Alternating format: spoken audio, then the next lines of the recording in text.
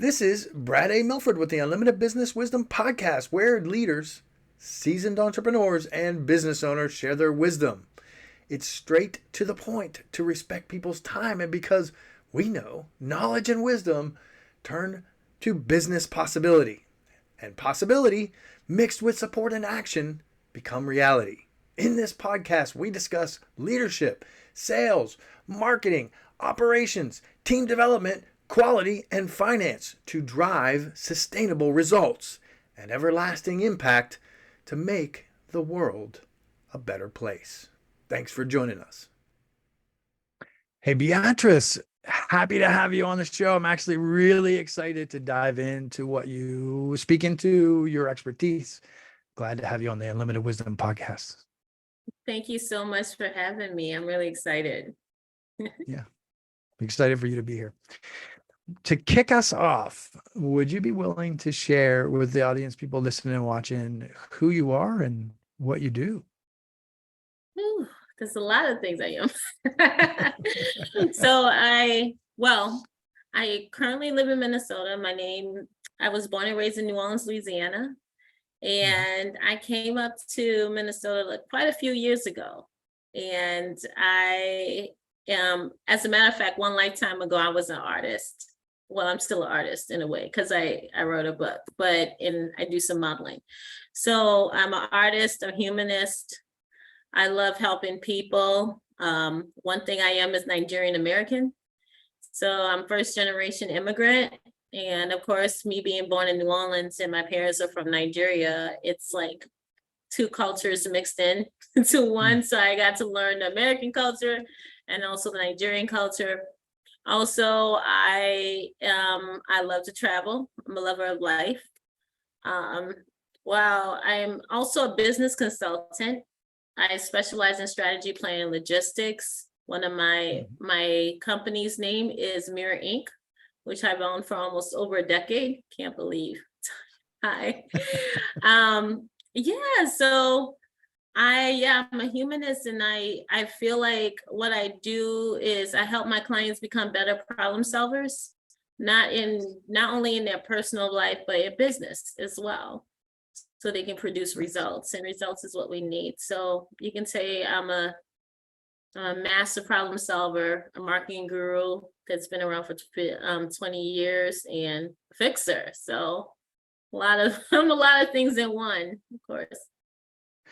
I love it. I love everything you just shared. I mean, from the culture side of things, the humanist side of things, culture between Nigerian culture and New Orleans. I love New Orleans, by the way. Who would go from New Orleans to Minnesota? Long story. I'm kidding. Totally kidding. You don't have to answer that. But my parents moved here back in the 90s because New Orleans, the economy wasn't that good. So I don't think it ever recovered even after Katrina. So my dad said where I was moving, and he was like, I thought it was Missouri, but it was not really Missouri, it was Minnesota. I kind of mixed those states up because nobody go past the South. Nobody leaves the South. So now they do, but they didn't back then.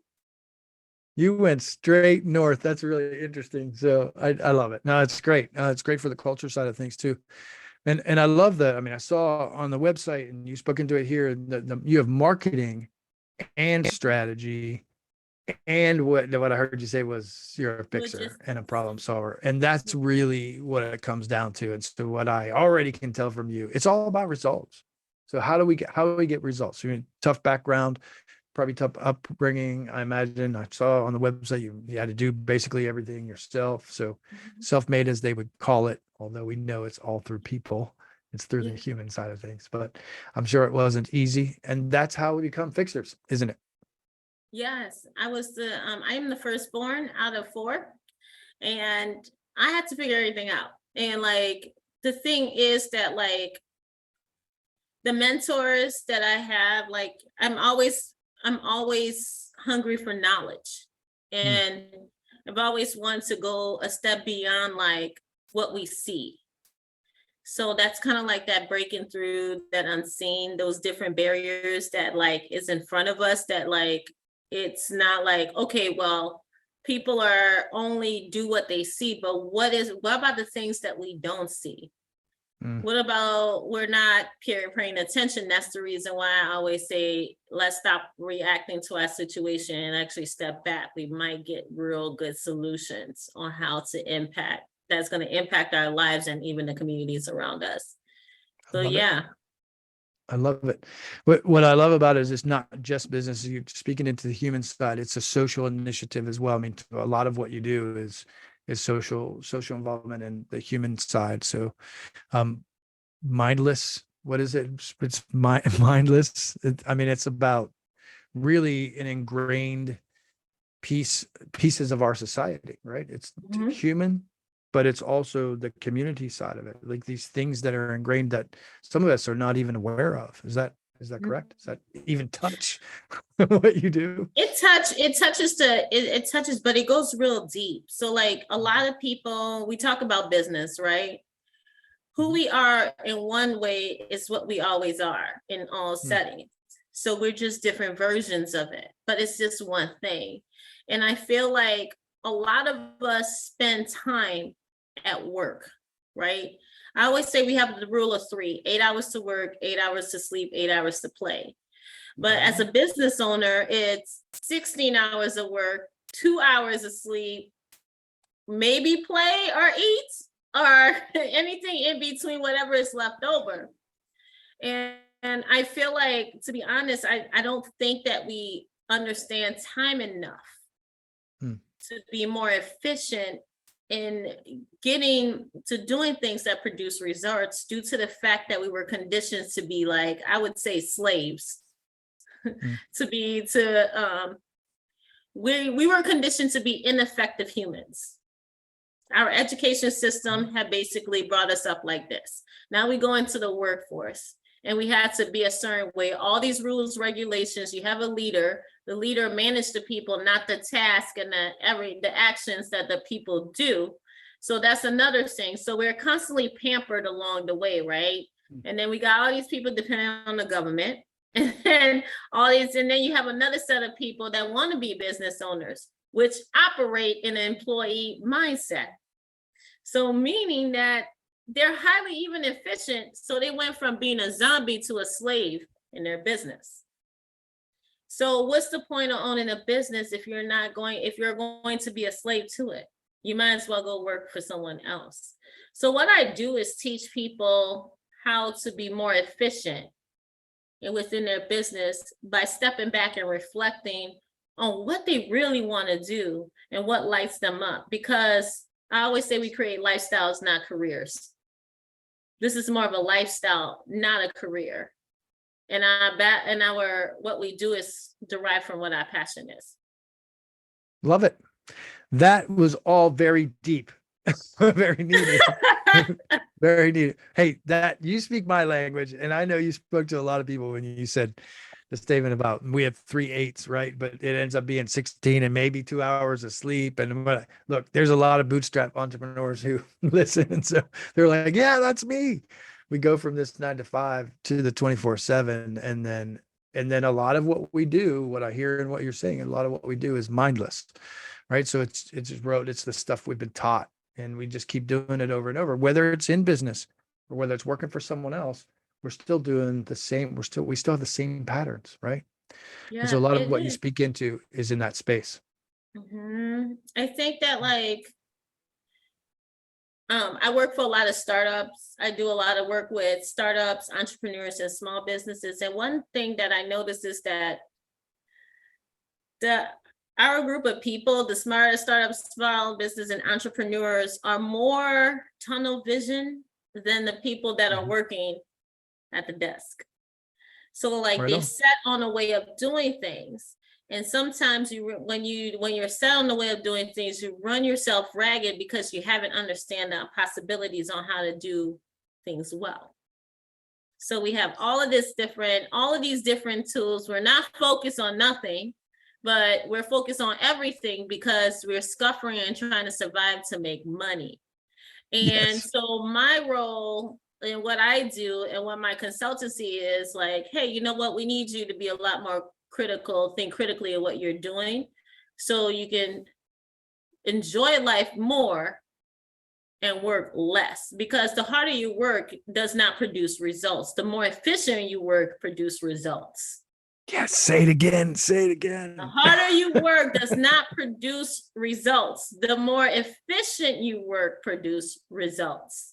Right. So if you're running and saying, I need to chase this money, but you have an infrastructure that is broken for the money you're chasing, it's going to be this vicious cycle. And we need to come to the understanding that none of us was taught how to be business owners. We weren't taught in school. Financial literacy is a joke. We weren't even taught that. We don't even know how to take care of our bodies. That's why we got to get so sick, right? And now we're on top of that, owning businesses that we don't even understand how to run because we're operating still in that employee mindset. Granted, it took me a long time to get to this point to realize that that is the issue that's happening. So with you. Yep. For a 40-hour work week could literally be a 10-hour work week. But we don't know how to focus. How do we use that focus? I want to pause you because I want everybody to actually absorb what you just said. Honestly, I do, because I share this with you and you've shared it a lot already about time, about efficiency, about effectiveness, and about results. And really, when it comes to business, that's what it comes down to. How do you use your time most efficiently, most effectively to produce results? And it's all about problem solving and really zeroing into priorities. And so what you've shared has been really useful thus far. I'm going to shift gears for one moment because I know you and I could talk about this endlessly. What's the best thing about being in business for you? The freedom to create the schedule you want and to basically turn your business to anything you want to do. Nice. So it sound cliche, but I'm talking about real autonomy.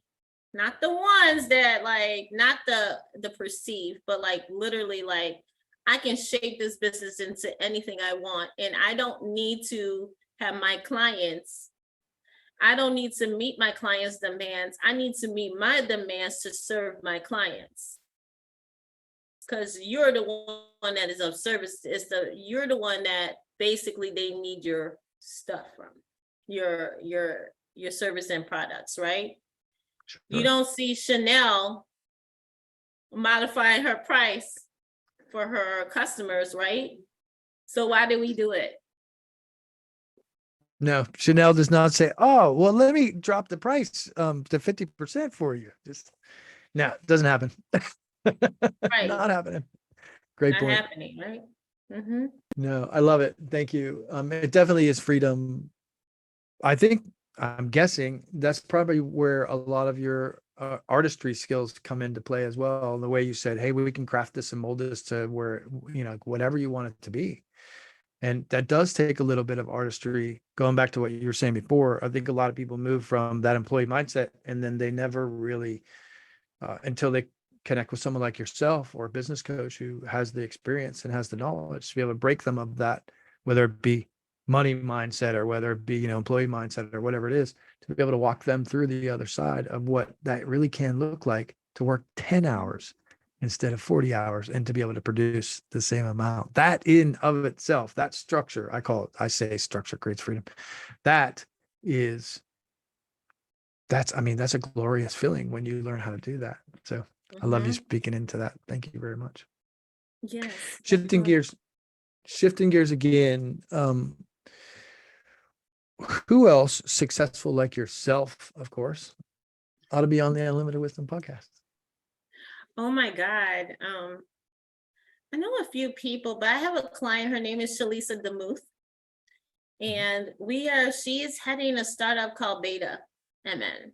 And she's doing some really cool things in Minnesota. And I'm part of a team, of course, but because I'm she's one of my clients.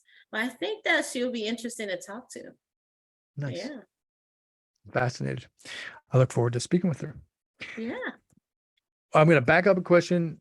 This is my favorite question, and I know you'll dig it.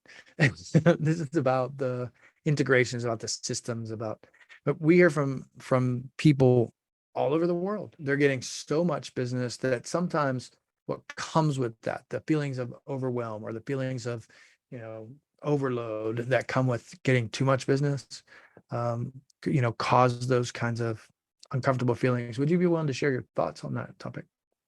Oh my God. So I noticed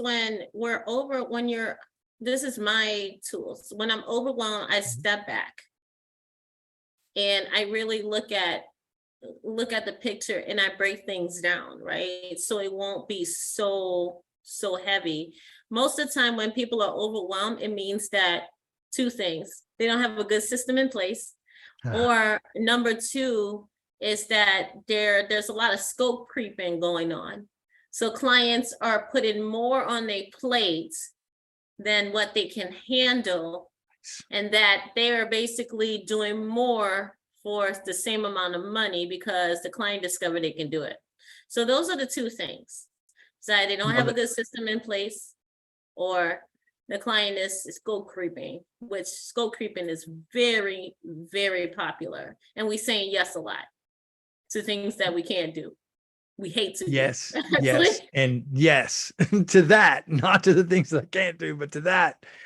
You are the first guest in well over 100 guests who has even spoken into scope creep, and it is huge. Yep. It's everywhere, like shiny objects, scope creep. I mean, every meeting, they're talking about this tangent and that tangent, and no, we need to talk about this. No, we don't. Here's the scope. We're gonna stick with the scope. So I love hearing you say that. I'm glad you brought it to the table. So it's so important.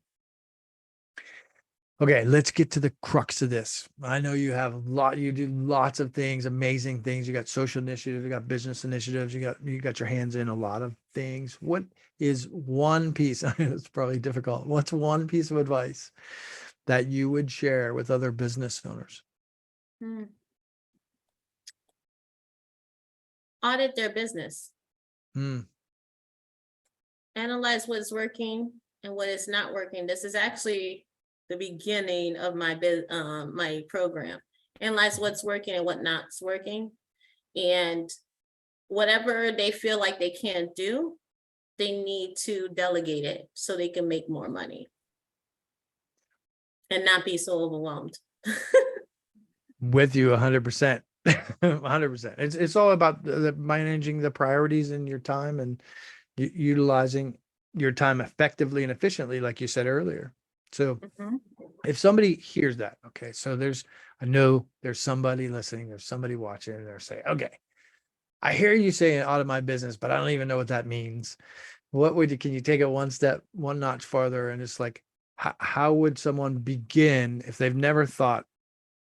I mean, let's face it, a lot of people walk through all these activities they're doing a little bit mindlessly, and I don't mean that in a derogatory way, but many of us have a tendency to do that. You know it as well as I.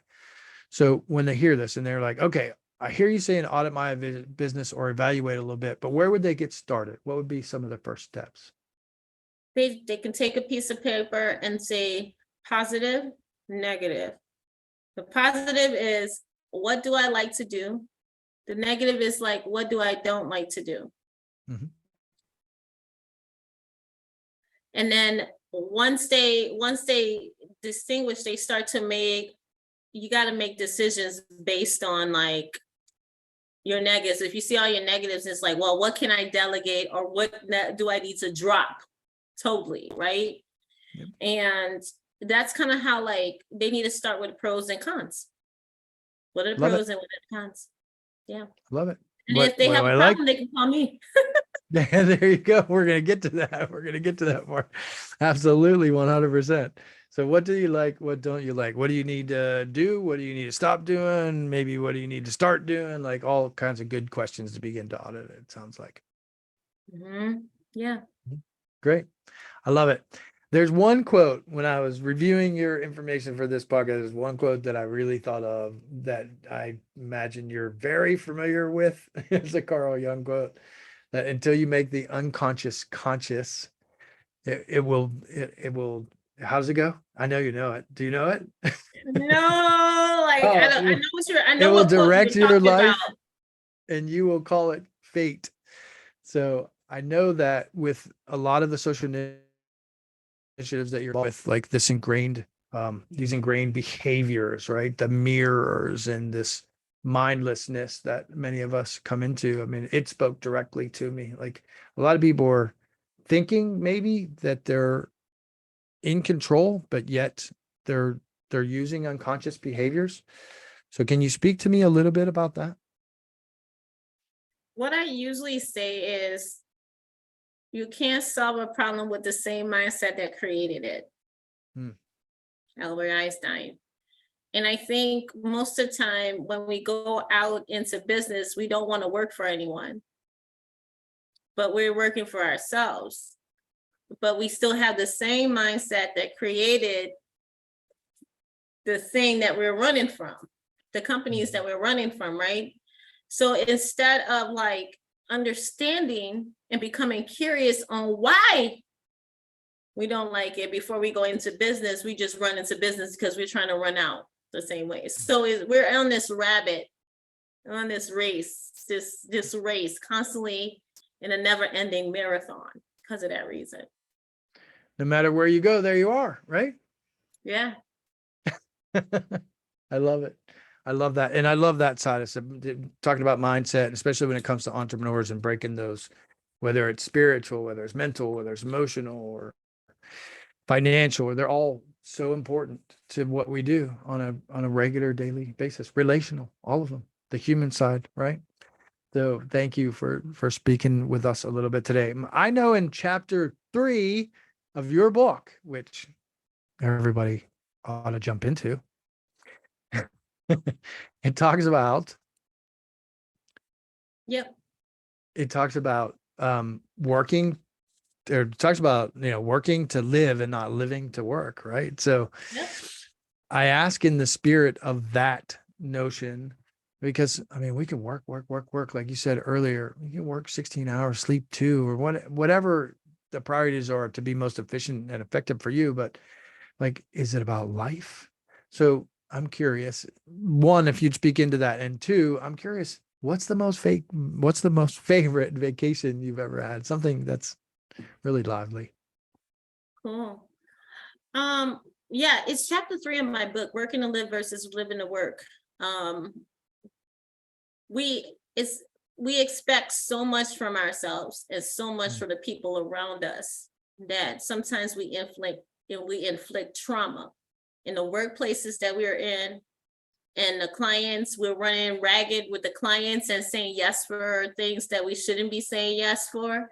And I feel like, in a sense, we need to audit and shift our perception on how we view our business.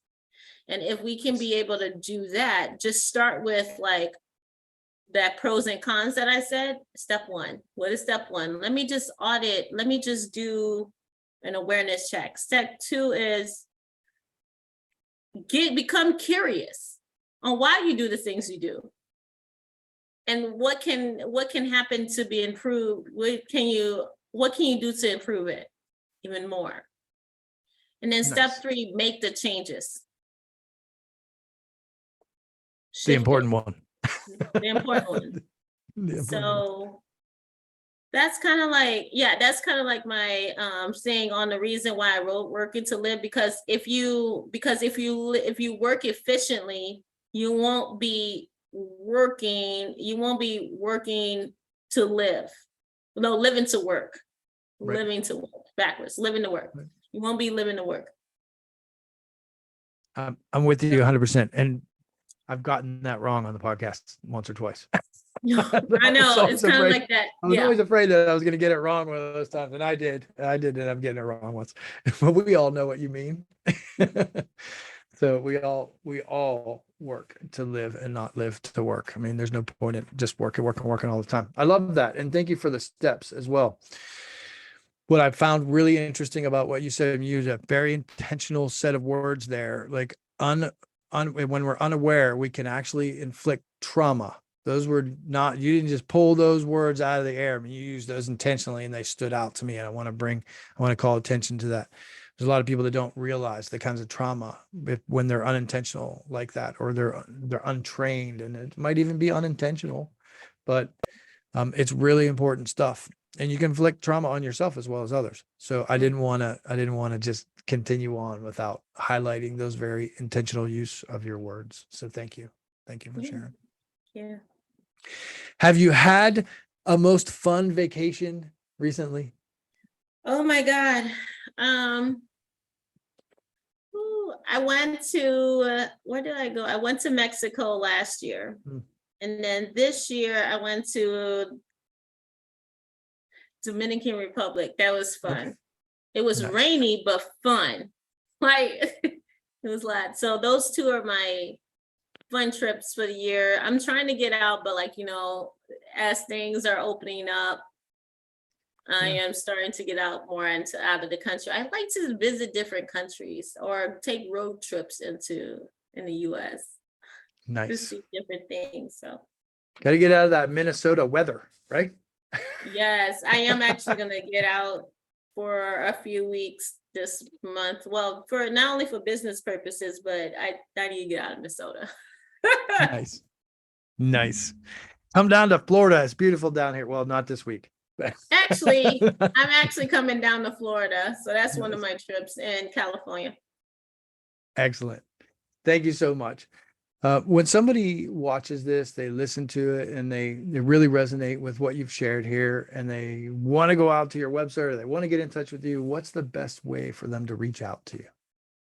They can go to �MirrorInc360.com and just check me out there. I have all my Mindless Behaviors work. I also have a Mindless Behaviors website. They're all interlinked. So they can schedule an appointment with me. And they can there's a lot they can do on the website. So. Nice. Say the two websites because I've seen them both, but mindlessbehaviors.com is one of them, right? Yep. It's mindless-behaviors.com. That's my book. And then �MirrorInc360.com. It's Fantastic. My website. It's my main website for my consultancy. And we'll have all the links below for you as well. So if you're driving or whatnot, you can come back and you can just click the links. I want to thank you I know you just had at least 8 hard days at an event of some cool things that you were doing, and you were tired, but you were here as a trooper that you are, and you're doing this to serve the people listening and watching. So I want to thank you. I want to celebrate you for what you do. So thank you very much for being on. Thanks for taking time today to share with everybody. I appreciate you. Thank you so much. Thank you. My pleasure. Thanks for having you. All right. This is Brad A. Milford with the Unlimited Business Wisdom Podcast, where leaders, seasoned entrepreneurs, and business owners share their wisdom. If you're looking for more on leadership, sales, marketing, or operations to drive team development, higher quality, and high-level sustainable profits, we encourage you to join the Built for Brilliance community on Facebook or reach out to us about one of our mastermind groups, coaching or consulting, or even fractional COO services. You can reach us at buildbrilliance.net/contact. We thank you for listening, for sharing the show, and appreciate your rating and reviews, as this makes more shows possible. Thanks for joining us.